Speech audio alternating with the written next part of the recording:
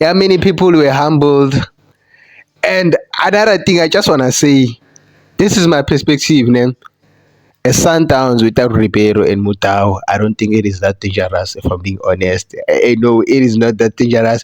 And for the fact, so go to like Badala like Striker like a 3 forward team because I didn't see Unto it was Celis, it was Renas, it was Umetis. But Umetis was most of the time it was at the left hand side available. So I think I was playing as a left winger.